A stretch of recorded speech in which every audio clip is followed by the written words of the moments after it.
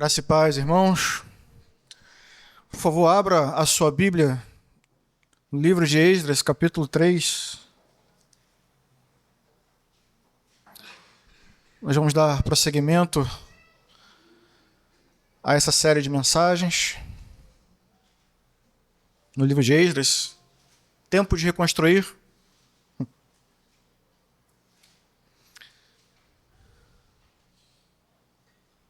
E hoje nós vamos falar sobre um pouquinho mais sobre isso, sobre a unidade que constrói. E eu quero te convidar a fazer a leitura a partir do verso de número 1, que diz assim: Quando chegou o 7º mês e os israelitas já estavam em suas cidades, o povo se reuniu como um só homem em Jerusalém.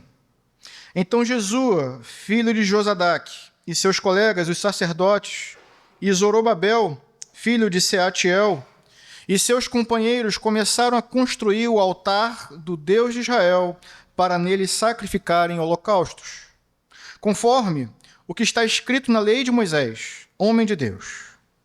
Apesar do receio que tinham dos povos ao redor, construíram o altar sobre sua base e nele sacrificaram holocaustos ao Senhor, tanto os sacrifícios da manhã como os da tarde.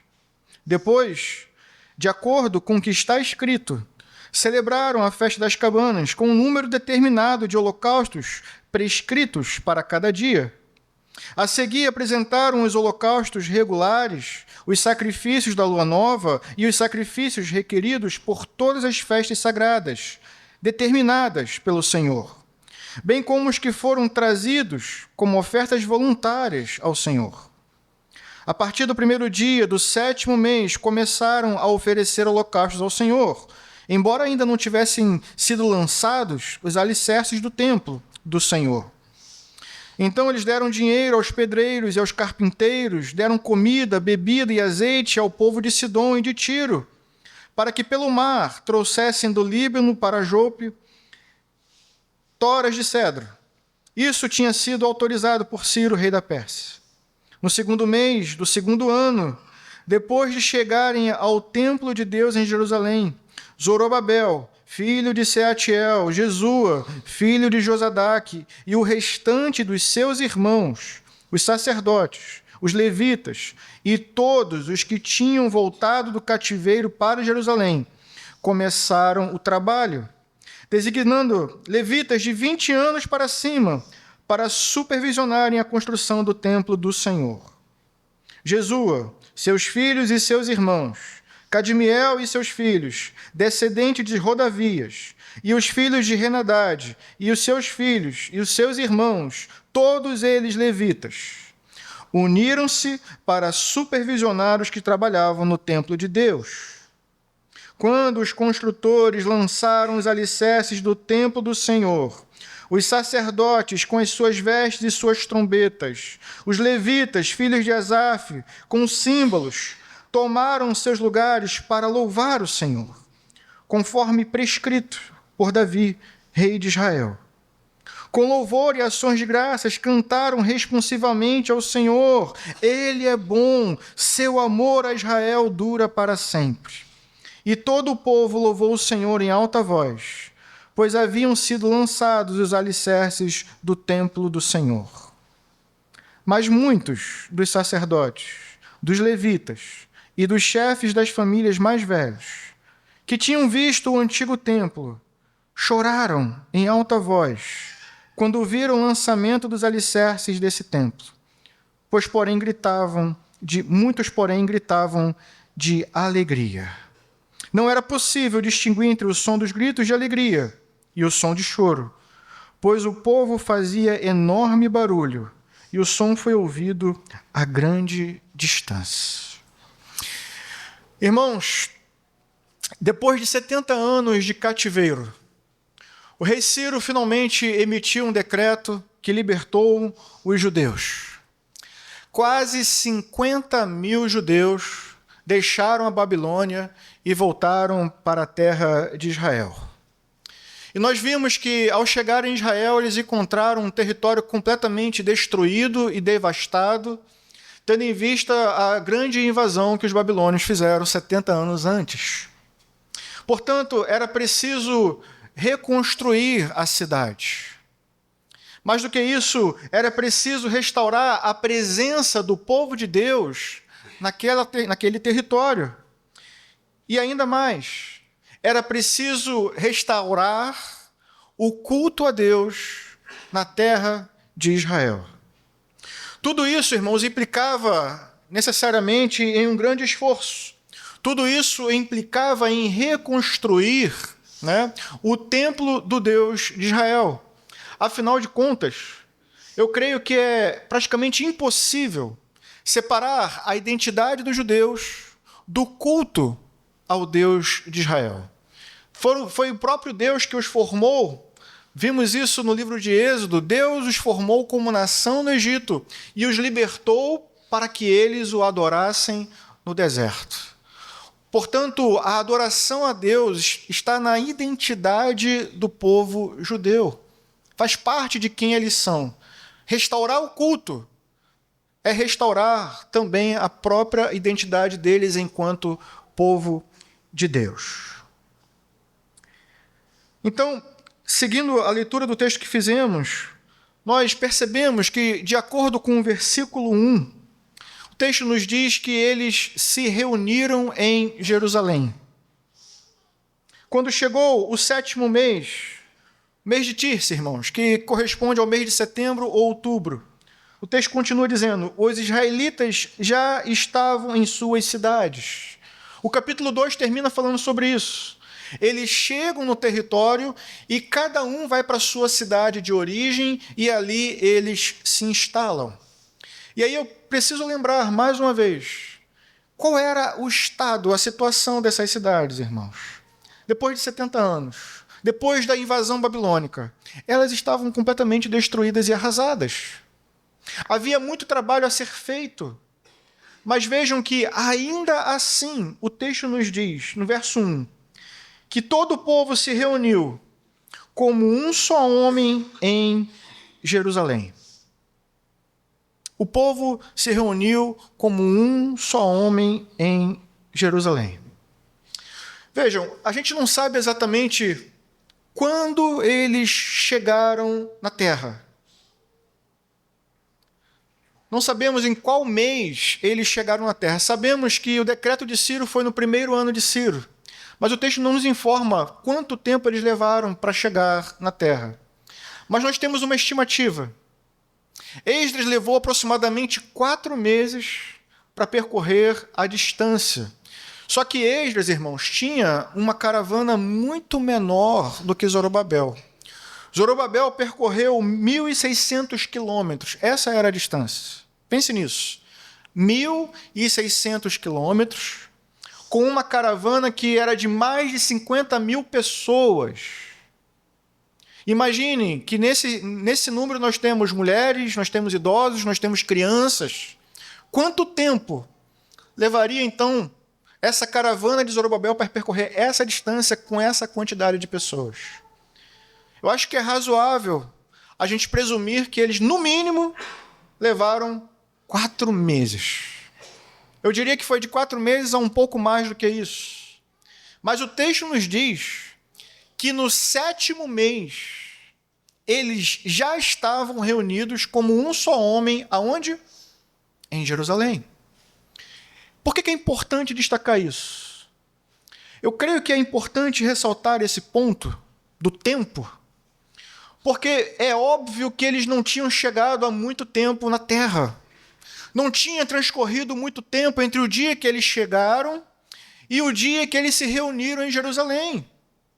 Eles chegaram, foram cada um para a sua cidade e imaginem vocês, havia muita coisa a ser feita, muito trabalho a ser feito, reconstruir casas. Imagine o trabalho dos homens, o trabalho das mulheres.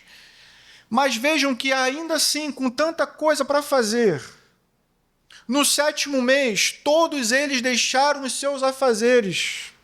Todos eles abandonaram aquilo que poderia ser a sua prioridade. Porque, acima de tudo, havia uma prioridade que realmente era a prioridade de todos eles, que os unia. E essa prioridade, irmãos, era restabelecer o culto em Israel. O texto deixa isso claro. No 7º mês, todos se reuniram em Jerusalém e o texto enfatiza como um só homem. Essa é uma expressão, irmãos, que revela o grau de unidade que havia no povo. É uma expressão que revela uma unidade de coração, uma unidade de propósito, uma unidade que o texto vai nos dizer era de tal forma que, ao olhar para eles, para o propósito deles, para a intencionalidade deles, todos pareciam ser um só homem. E essa unidade, irmãos, foi apesar das suas prioridades individuais. Com certeza, cada um deles tinha uma prioridade, um problema para resolver em casa, um problema para resolver na família, uma reconstrução, um muro que caiu, um banheiro que não está funcionando, imagino eu. Mas tudo isso ficou de lado por causa da prioridade do culto. Era prioridade restabelecer o culto em Israel.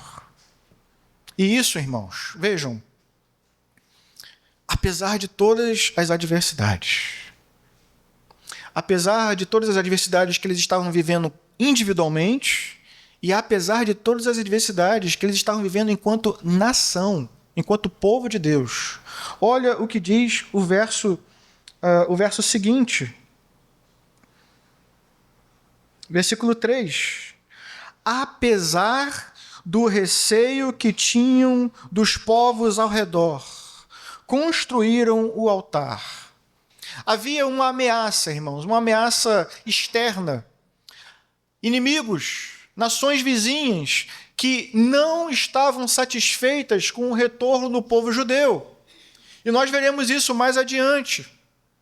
O medo deles não era um medo sem motivo, havia uma ameaça real, um perigo de vida. A vida deles estava em jogo simplesmente por quererem restabelecer o culto naquele lugar. Eu sei que a NVI, ela traduziu a palavra aqui, né, como receio, mas o texto, irmãos, está nos falando de fato de um medo profundo. Eles sim ficaram aterrorizados, ficaram amedrontados por causa das nações vizinhas. Mas percebam que isso não os parou. As adversidades não impediram que o povo avançasse na obra de Deus, a fim de alcançar aquele grande propósito, que mais uma vez era restabelecer o culto na terra. O texto mostra que, como um só homem, eles se reuniram, eles construíram, eles perseveraram e finalmente venceram. O versículo 3 diz que eles concluíram a construção do altar. Houve unidade na vitória e houve vitória na unidade. O altar, irmãos, estava pronto. O texto continua. A partir do versículo 4, o texto diz assim: depois, de acordo com o que está escrito, celebraram a festa das cabanas com um número determinado de holocaustos prescritos para cada dia. A seguir, apresentaram os holocaustos regulares, os sacrifícios da lua nova, os sacrifícios requeridos para todas as festas sagradas determinadas pelo Senhor, bem como os que foram trazidos como ofertas voluntárias ao Senhor. Além dessa unidade nos preparativos para a adoração, nós podemos perceber uma unidade também presente nos atos de adoração. E vejam, irmãos, que isso fica muito claro nas festas que estão sendo celebradas. As festas estão sendo celebradas pelo povo. E há uma coisa que eu preciso destacar aqui nessas festas, além do fato de que todas elas eram prescritas. Quando o texto fala de festa das cabanas, nós estamos falando de uma festa que também é conhecida por todos nós como a festa dos tabernáculos. E os irmãos lembram que festa é essa? Era uma festa, irmãos, que foi instituída por Deus para ajudar o povo a lembrar do período de peregrinação no deserto. Aqueles 40 anos, aonde eles peregrinaram e moraram aonde? Em tabernáculos, em cabanas. Deus estava ensinando a eles que eles deveriam se lembrar desse período de peregrinação. Porque o período de peregrinação terminou aonde, irmãos? Terminou com a entrada deles na terra prometida. Portanto, eles precisavam se lembrar da fidelidade de Deus, que prometeu libertar eles do Egito e libertou. Prometeu conduzir eles até a terra prometida e, de fato, os levou até lá. E agora esse povo que estava no exílio, vivendo em outro cativeiro, voltou para a terra. E eles estão mais uma vez, irmãos, celebrando o quê? A fidelidade de Deus, que os tirou do cativeiro e mais uma vez os colocou na terra prometida. A festa das cabanas ajudava o povo a se lembrar dos feitos de Deus, ajudava o povo a demonstrar sua gratidão a Deus por todos os seus feitos. Era uma festa de ação de graças, como algumas que já vimos aqui. O povo estava demonstrando a sua gratidão a Deus. Da mesma forma, o texto menciona ofertas voluntárias. Qual era o grande requisito para alguém oferecer ofertas voluntárias, irmãos? Um coração grato, disposição, reconhecer os feitos de Deus. Isso era o principal requisito, eu diria, para entregar a Deus a qualquer momento uma oferta voluntária, uma oferta de gratidão a Deus. Será que eles tinham motivos para isso? Será que eles tinham motivo de celebrar mais uma vez as festas das cabanas? Será que eles tinham motivo para entregar a Deus ofertas de gratidão? Tendo em vista todas as adversidades que eles ainda tinham para enfrentar, tendo em vista que eles não tinham um templo, tendo em vista que as casas ainda estavam sendo reconstruídas, a gente diz que sim, irmãos. Nós dizemos com toda certeza, eles tinham motivos para celebrar ao Senhor. Mas muitas das vezes nós negligenciamos a adoração a Deus. Negligenciamos as razões que nós temos para dar graças, porque deixamos de olhar o que Deus fez, deixamos de olhar o que Ele já fez por nós, tudo o que Ele já fez por nós, e olhamos para as coisas que ainda precisam ser feitas ou que precisamos fazer. Desviamos o nosso olhar da bondade, da graça e da misericórdia de Deus.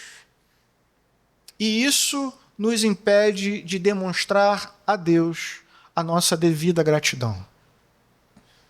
A gente acha que isso está fora da nossa realidade, mas não está. Jesus contou uma história, não. Isso de fato aconteceu. Podemos nos lembrar dos leprosos que Jesus curou. Quantos voltaram para agradecer, irmãos? Quantos? Às vezes nós experimentamos coisas maravilhosas que Deus faz por nós, mas na hora de retribuir com um coração grato, na hora de retribuir com louvor em nossos lábios, os nossos lábios se fecham. Acordamos de manhã e não temos vontade de vir ao culto. Por quais motivos? Quais são as coisas que nos impedem de ir até Deus em verdadeira adoração? Pense um pouquinho nisso.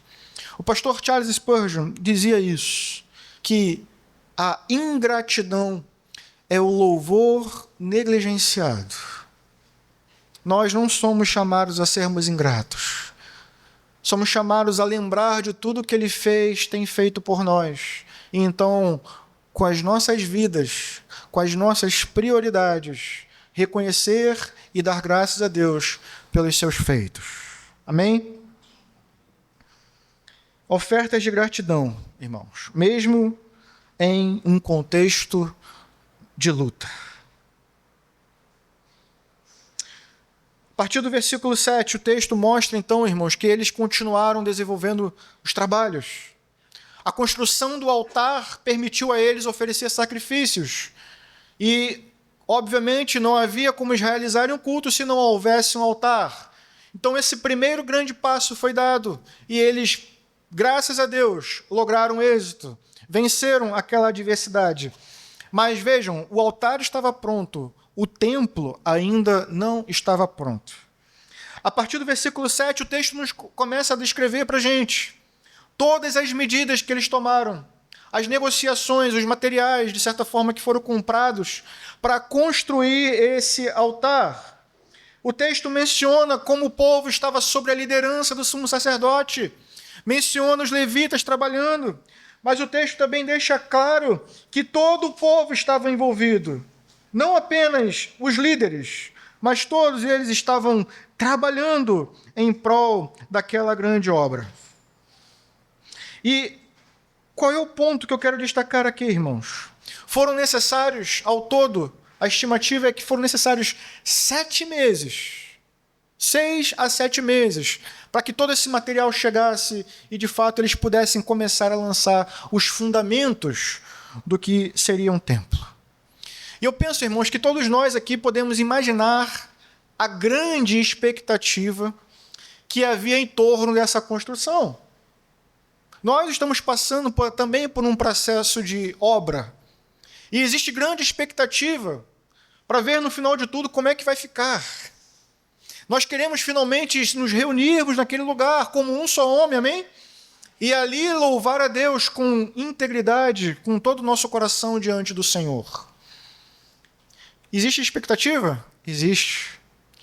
Irmãos, eu fico imaginando um povo que viveu 70 anos no cativeiro, voltando para a terra, e eles agora finalmente começam a ver alguma coisa. Tem só um altar, mas já tem um altar. E eles começam a ver os materiais chegando, e eles precisam ver essa grande obra acontecendo. O texto nos diz, irmãos, que houve grande alegria no meio da comunidade. Olha o que diz o texto a partir do verso 10. Quando os construtores lançaram os alicerces, eram apenas os alicerces, irmãos. Ainda não tinham paredes, como nós já temos. Mas vejam, quando lançaram os alicerces do templo do Senhor, os sacerdotes, com suas vestes e suas trombetas, os levitas, filhos de Asaf, com símbolos, tomaram seus lugares para quê, irmãos? Para louvar ao Senhor, conforme prescrito por Davi. O versículo 11 diz, com louvor e ações de graças. Vejam, o templo não está pronto, mas eles já estão louvando a Deus com ações de graças. Responsivamente eles disseram, Ele é bom, o seu amor dura para sempre. Como foi lido no Salmo 118, deem graças ao Senhor, porque Ele é bom, o seu amor dura para sempre. Que o povo de Deus diga, o seu amor dura para sempre. Que os sacerdotes digam, o seu amor dura para sempre. Que os que temem digam, o seu amor dura para sempre. E que Juscelino também possa ser capaz de dizer isso. O seu amor dura para sempre. Precisamos, irmãos, aprender a reconhecer a grandeza de Deus, os seus feitos poderosos, mesmo quando ainda temos grandes coisas a fazer, porque até aqui o Senhor nos ajudou. Então devemos olhar para trás e trazer essas coisas à memória. E que os nossos lábios possam então transbordar de gratidão ao Senhor. Que as obras das nossas mãos possam executar atos que de fato glorifiquem ao nome do Senhor. E que todos juntos, como um só homem, possamos celebrar dizendo, o seu amor dura para sempre. O amor de Deus, irmãos, mencionado aqui, é o amor hesed, no hebraico. Um lembrete do amor pactual de Deus. Essa fidelidade pactual de Deus estava se manifestando entre eles. Não apenas no fato de que eles retornaram à terra, mas no fato de que o culto estava sendo reestabelecido na terra. Olhe para o que nós estamos fazendo aqui. O povo de Deus reunido, louvando e adorando ao Senhor. Isso por si só é um lembrete da fidelidade de Deus para com o seu povo. Aqui já temos um grande motivo para estarmos reunidos com o coração grato a Deus. Nunca se esqueça disso. Infelizmente, por causa daquilo que fazemos dia após dia, transformamos uma coisa que é sobrenatural em algo que é ordinário. Mas é sobrenatural, irmãos, que homens e mulheres tão diferentes uns dos outros estejam reunidos com um só propósito em pleno domingo de manhã. Isso não é comum, isso é obra de Deus nos corações de cada um de vocês. O amor de Deus é fiel, mesmo quando nós não somos. Olha o que diz o versículo 12. Veja, depois de 70 anos de cativeiro, depois de voltarem para a terra, depois de vencerem a opressão dos inimigos, depois de reconstruírem o altar, depois de lançarem as bases do novo templo, depois de cantarem com grande alegria, reconhecendo a fidelidade de Deus, o amor de Deus, veja o que aconteceu.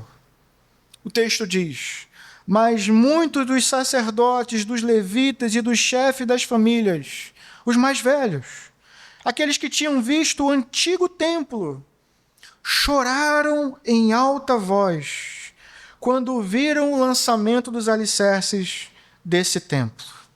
Muitos, porém, gritavam de alegria. Imagine a cena. Tem um povo reunido aqui, que está gritando de alegria, louvando a Deus pelos seus grandes feitos. Mas tem um povo que está chorando, que está lamentando. É isso que estava acontecendo aqui. Eu acho que aqui no finalzinho do texto, nós podemos dizer que eles saíram de uma completa unidade.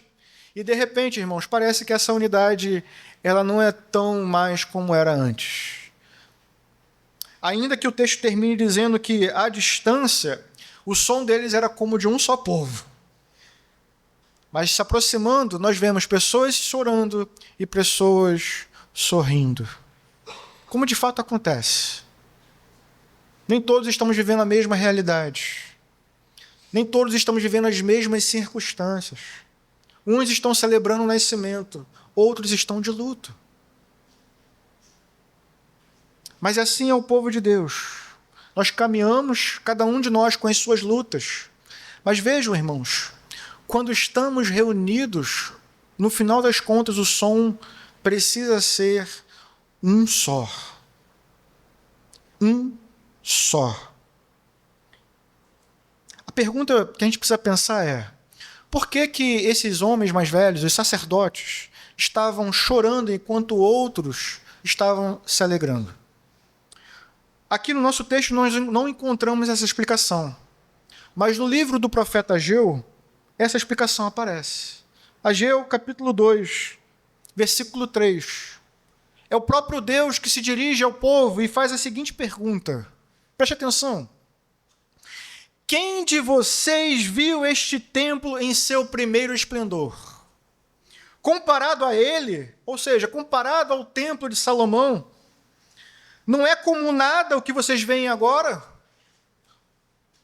Ou seja, qual era o motivo do choro? Qual era o motivo do lamento? Eles viram, irmãos, os alicerces, eles viram o fundamento da construção.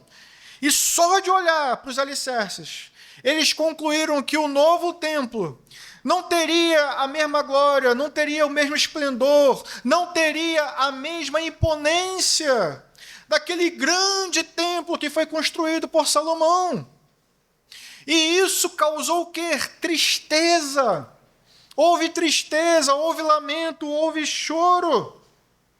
Porque eles ainda estavam olhando para o passado e ainda estavam lamentando tudo o que tinha acontecido. talvez até mesmo com um pouco de remorso, irmãos. Porque se o templo foi destruído, foi porque essa geração não se submeteu à palavra de Deus. Foi porque eles não deram ouvidos aos seus pastores, não deram ouvido aos seus profetas. Por isso Deus permitiu que a Babilônia viesse, destruísse o templo. E eles passassem, então, grande temporada no cativeiro. Mas o fato, irmãos, é que eles deveriam estar olhando não nessa direção. Eles deveriam estar olhando na mesma direção que os jovens estavam olhando. E que direção era essa, irmãos? É que, apesar de tudo, o amor de Deus dura para sempre. Apesar dos nossos pecados, apesar da nossa infidelidade, que fez com que tudo isso fosse destruído, Deus permaneceu fiel. Nos levou para o cativeiro, sim, mas nos trouxe de volta. Então, ao invés de lamentarmos pelo que se foi, devemos dar glórias pelo que está sendo feito agora, pela obra que Ele está realizando dia após dia em nossas vidas. Todos nós, irmãos, temos algo a olhar e lamentar. Mas isso não deve moldar a nossa conduta. O que deve moldar a nossa conduta é a perspectiva de Deus em relação às nossas vidas. Sim, nós pecamos, sim, nós falhamos, sim, nós temos os pés de barro. Mas, ainda assim, continuamos sendo o seu povo, os seus filhos. Ainda assim, Deus continua operando em nós e através de nós. O seu querer e o seu efetuar continuam sendo uma realidade em nós. E por isso, devemos dar graças. Não permita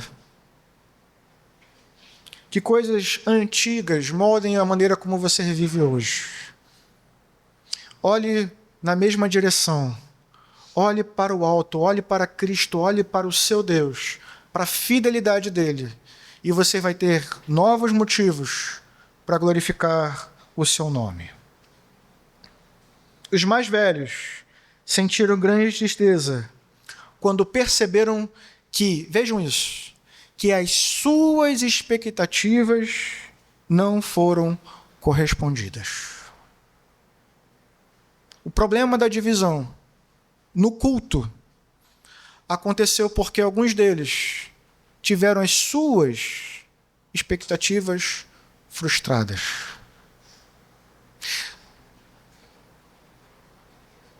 O que aconteceria se todos eles estivessem olhando na mesma direção?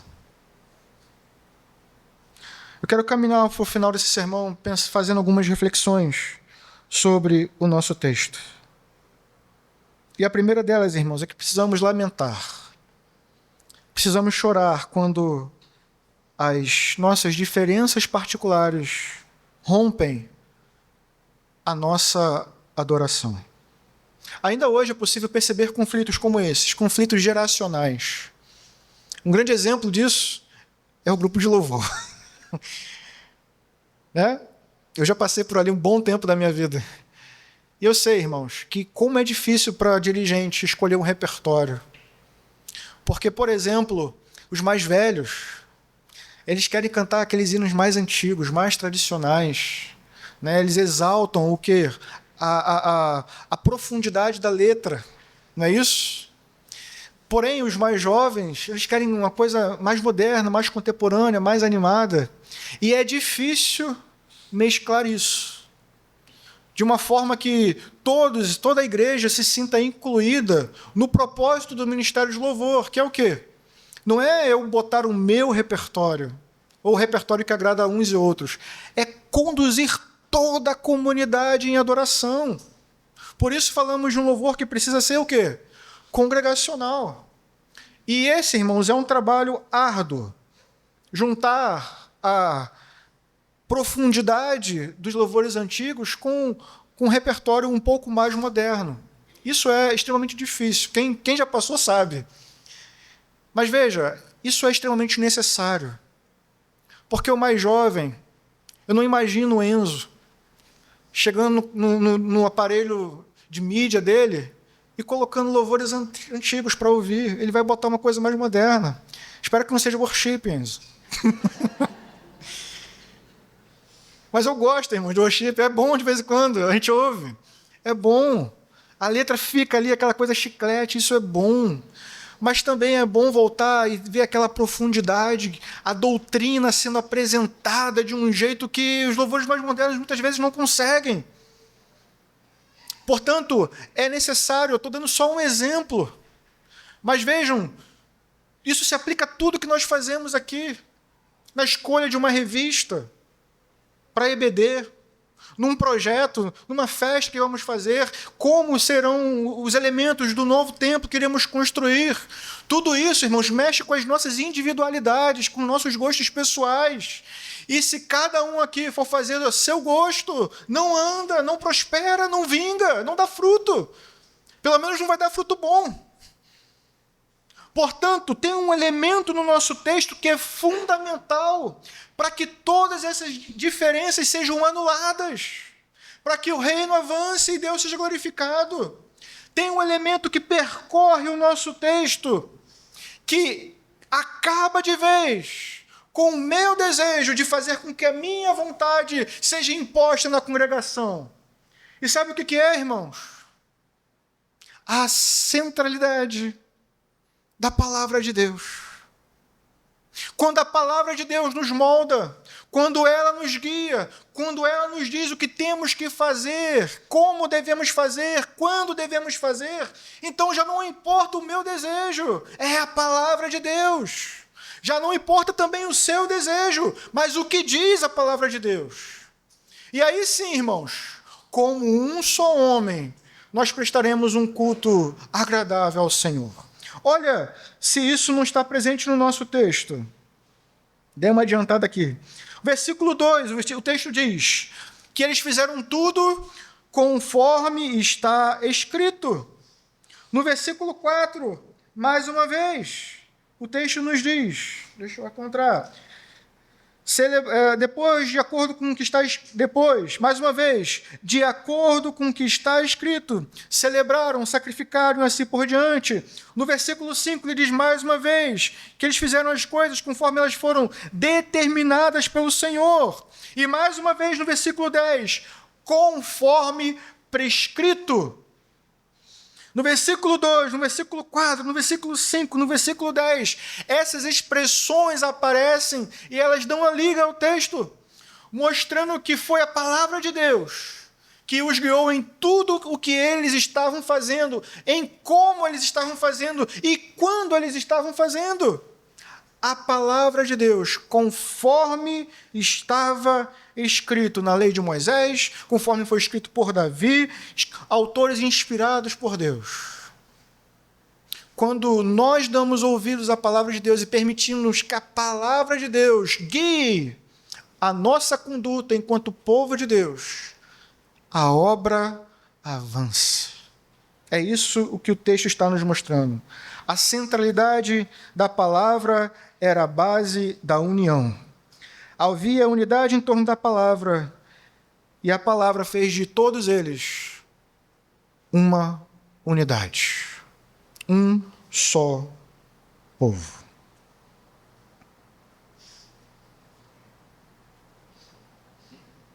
Nós precisamos permitir, irmãos, que a palavra, a centralidade da palavra de Deus em nossas vidas molde a nossa conduta. Veja quanta diversidade há aqui em nosso meio. Pessoas de origens distintas, regiões distintas, famílias distintas. Tem gente até que é de outro país. Imagine se a diversidade prevalecer sobre a unidade. Não vai dar certo. Não daria certo com os 50 mil. Não dá certo com 200 e não dá certo nem com 3.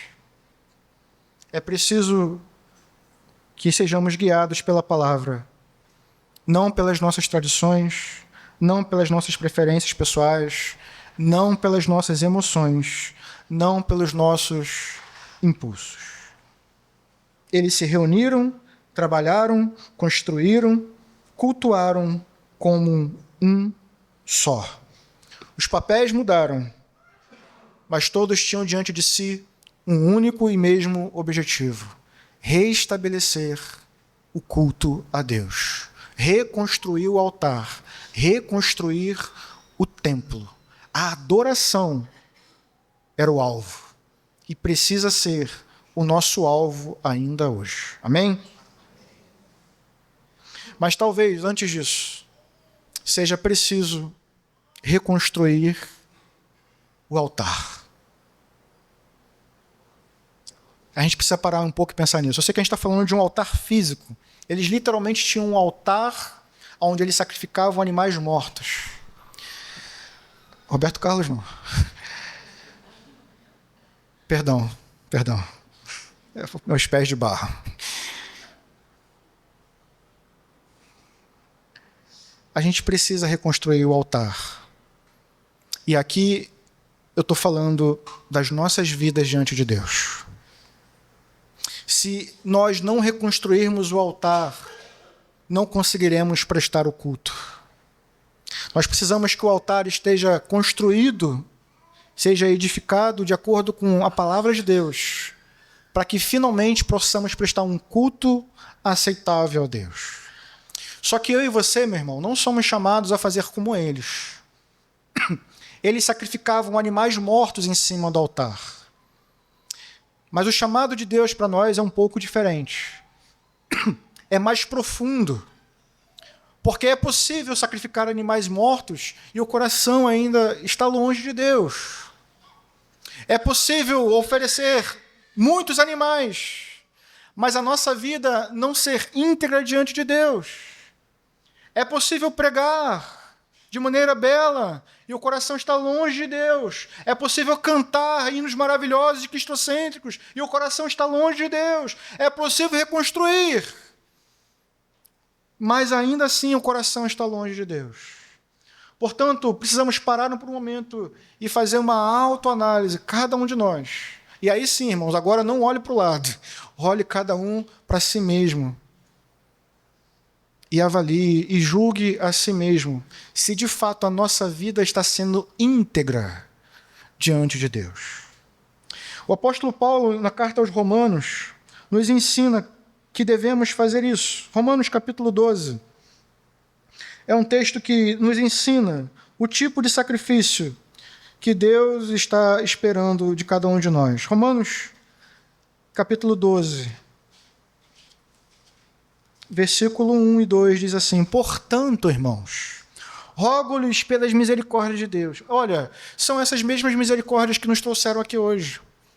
São essas mesmas misericórdias que fazem com que cada um de nós, no final das contas, seja um só, povo de Deus. Misericórdia que o apóstolo Paulo explicou do capítulo 1 ao 11. Que alcançou todos nós, quando nós estávamos afastados de Deus, destituídos de sua glória. Todos éramos seus inimigos, mas fomos alcançados por essa misericórdia. Cristo morreu por nós. E Ele é quem nos une. Veja, depois de Paulo mencionar toda essa graça, toda essa misericórdia, todo esse amor de Deus, amor ágape, amor que é incondicional, amor que não depende dos meus méritos, pelo contrário, é apesar dos meus deméritos. Esse amor me alcançou, irmãos, essa misericórdia me alcançou. E vejam, Paulo está glorificando isso, ele termina o capítulo 11 dando essa glória ao Senhor. Mas ele então chega na prática. Nós que fomos alcançados por esse amor, por essa fidelidade, por esse perdão, por essa misericórdia, como nós devemos responder a Deus? Ele diz: rogo-lhes que se ofereçam em sacrifício vivo, santo e agradável a Deus. Não mais animais mortos, agora nós devemos entregar as nossas vidas, toda ela, os nossos desejos, nossas vontades, nossas prioridades, tudo isso é anulado, tudo isso é colocado diante do altar do Senhor. Nós nos entregamos a eles por completo. E isso, diz o texto, aos olhos de Deus será como um sacrifício vivo, santo e agradável. O texto termina dizendo: este é o vosso culto racional. E eu gosto da palavra racional mais do que espiritual, que aparece em algumas versões. Porque eu entendo que a única resposta racional que podemos dar, a única resposta lógica, a única resposta que faz sentido, diante de tudo o que Deus fez por nós, diante de toda a misericórdia, de toda a graça, diante de tudo isso, só faz sentido uma entrega total e absoluta das nossas vidas a Deus. E é isso que Deus espera de nós. Portanto, irmãos, precisamos que o nosso altar, que a nossa vida esteja ajustada diante do Senhor. Cada um de nós. Todos nós. Como um só na presença do nosso Deus. Precisamos trabalhar em prol disso. E a boa notícia é que Deus está operando em nossos corações. A boa notícia é que você não deve tentar fazer isso por si só. Mas o Espírito Santo de Deus, que foi derramado sobre todos nós, é que nos capacita a trabalhar nessa direção.